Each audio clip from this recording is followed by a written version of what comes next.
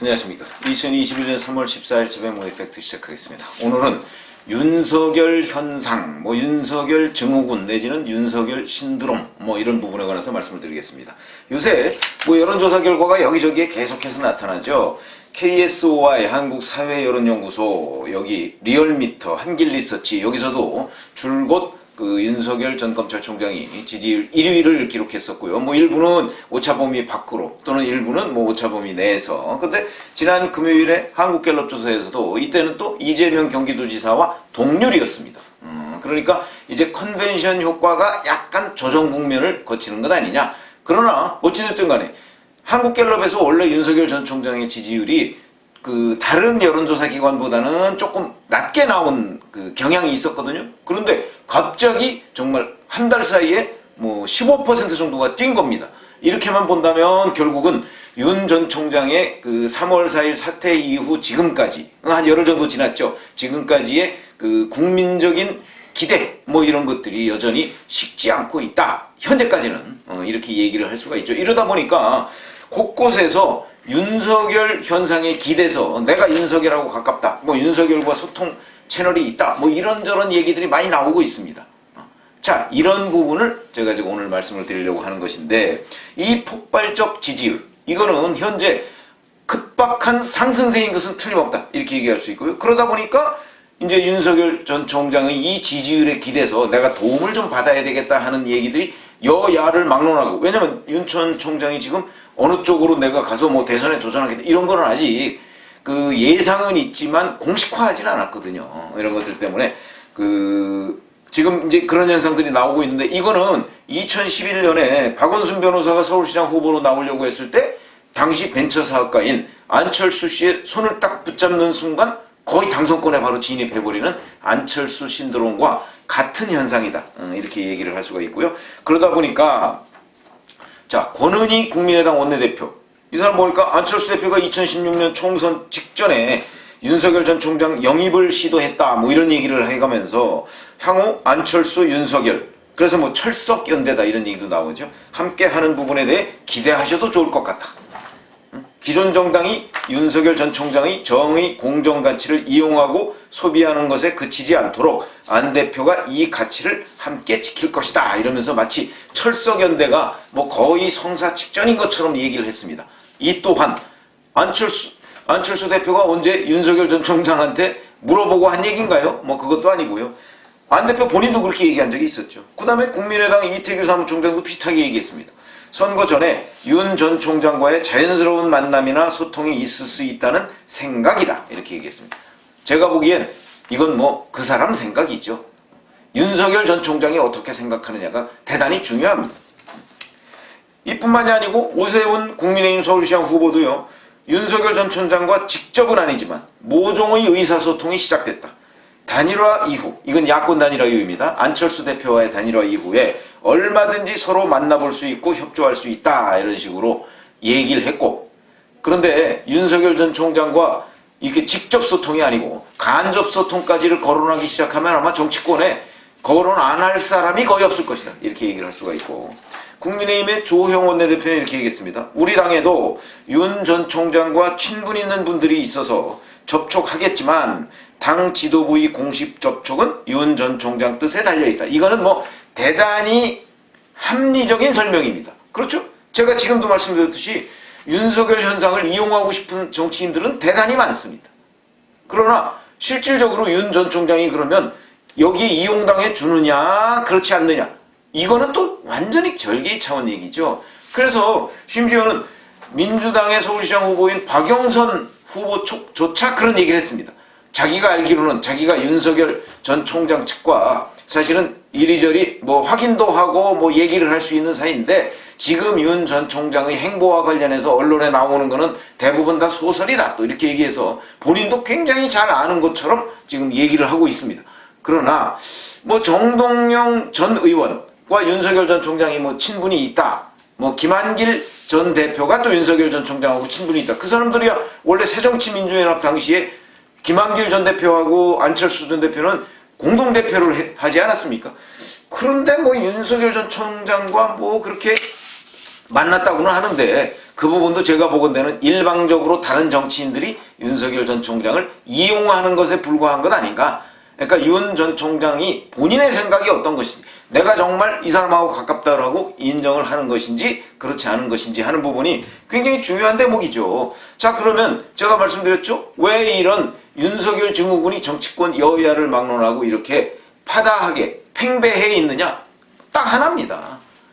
윤석열이라는 사람의 국민들의 관심이 집중돼 있고, 그리고 그 사람에 대해서 호감을 가지고 있는 사람이 다수다 하니까 그 사람을 거론하거나 아니면 그 사람과의 인연을 강조함으로써 그 사람 지지자를 나에 대한 지지로 이렇게 전이시킬 수 있는 기대, 이걸 하기 때문이라는 거죠. 실제 그렇게 되면 유권자들이 거기에 관심을 갖습니다. 이건 정치의 현실입니다. 유권자들이 속는다는 의미가 아니고, 자꾸 국민의 다수 지지를 받는 사람을 거론하고 내가 친하다 하면 그 사람, 그런 얘기를 하는 사람한테도 관심을 갖고, 그래? 내가 윤석열 지지자인데, 그러면 윤석열에 관해서 자꾸 얘기하는 저 사람 한번 관심을 둬봐야지. 나중에 혹시 같이 할 수도 있는 것 아니야? 이런 식의 기대감 같은 걸 불러일으키기 위해서 윤석열 신드롬이 있는 것이다. 이게 처음 있는 것도 아닙니다. 기억나시겠지만 1997년에 박정희 신드롬이 있었습니다. 그거는 무슨 얘기냐?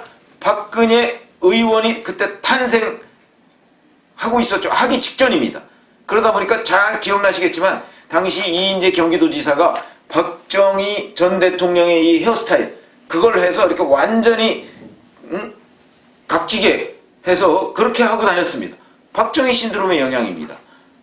물론 그 당시에 박정희 전 대통령이야 타계한 이후니까. 그런데 그 산업화에 대한 기대, 이런 것을 차용해서 본인한테 좀 도움을 받을까? 근데 뭐 궁극적으로 이인재 경기도지사야 뭐 탈당을 했으니까, 그때 신한국당을 탈당한 상태였으니까 뭐 그 신드롬의 영향을 제대로 못 받았다고 할 수가 있고, 그 다음에 한때는 또 97년 이때도 비슷하죠. 영국에서 토니 블레어 총리가 나왔을 때 이때 또 토니 블레어, 내가 한국의 토니 블레어다, 또 뭐 이런 거를 차용해서 그래서 뭔가 신풍, 새로운 바람을 일으키는 그런 정치인으로 거듭나고자 하는 사람들이 또 토니 블레어 신드롬을 일으킨 적도 있고요.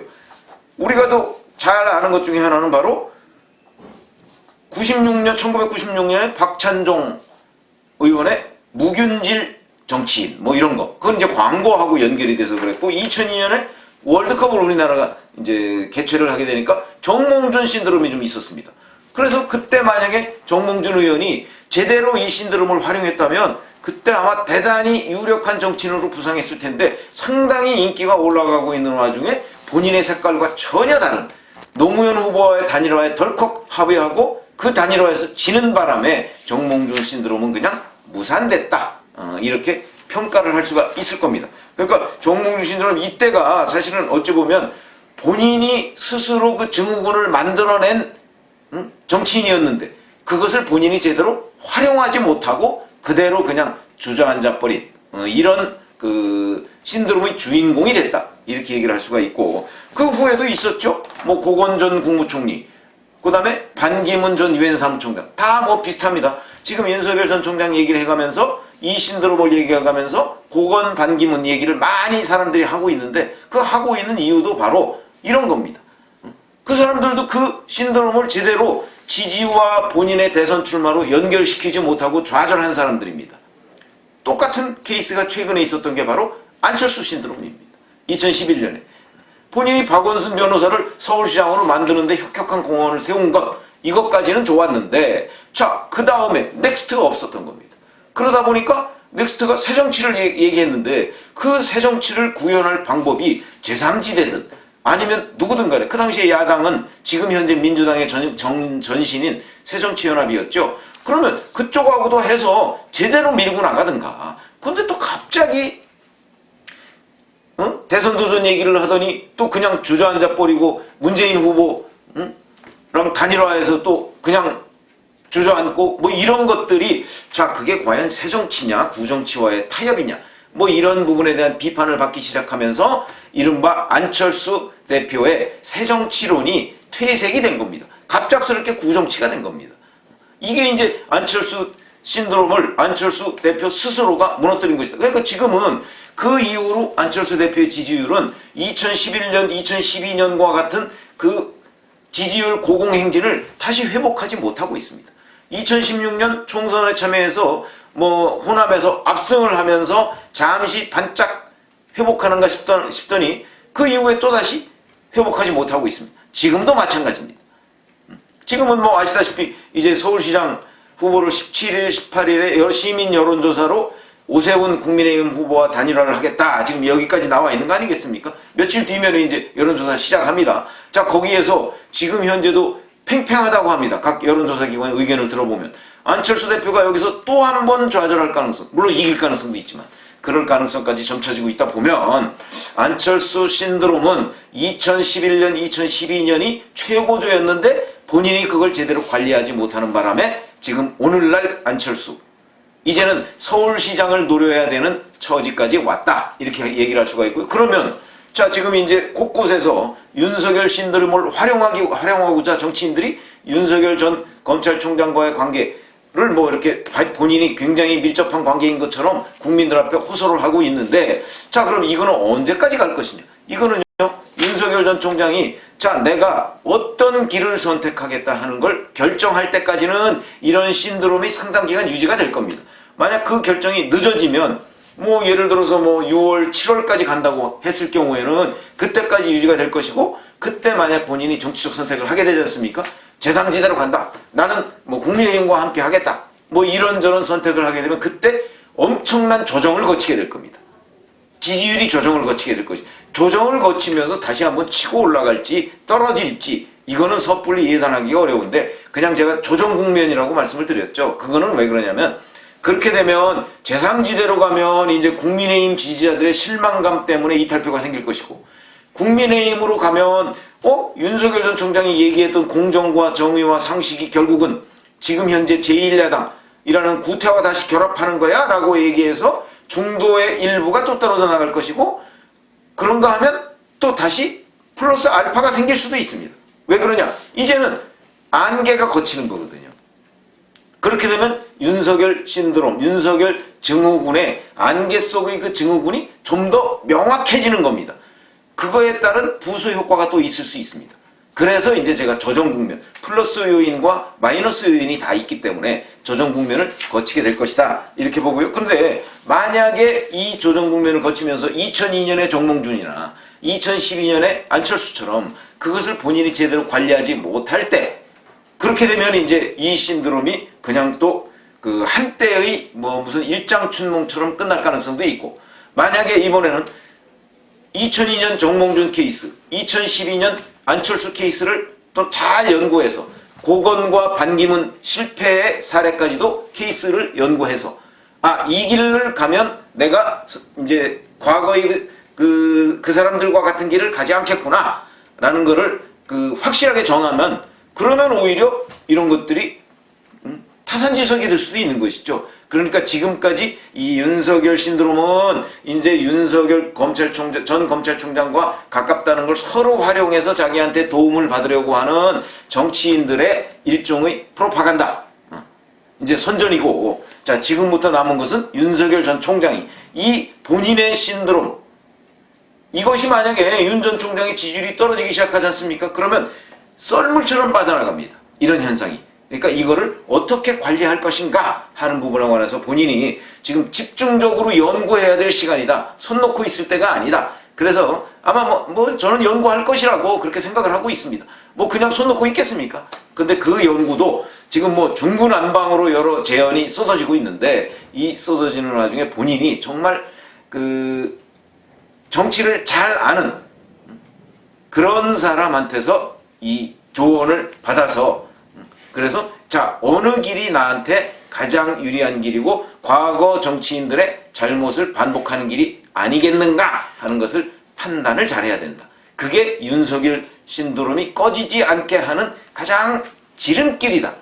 이런 말씀을 드려서 제가 오늘은 앞으로 1년 내내 이 윤석열 현상에 대한 아마 분석을 해드릴 텐데, 그 부분을 신드롬이라는 기준으로. 그런데 이 신드롬이 왜 김종인 비대위원장이 그런 얘기 했었죠. 제3지대 성공한 적이 없다. 맞습니다. 그러나 그렇다고 해서 이 사람도 성공하지 못할 것이다 라는 공식이 성립하는 건 아니죠. 어떻게 하느냐에 달려 있는데 그 부분을 윤석열 전 검찰총장이 잘 이 신드롬을 꺼지지 않게 하기 위해서 연구를 해야 할 것이다. 이런 말씀을 드렸습니다. 감사합니다.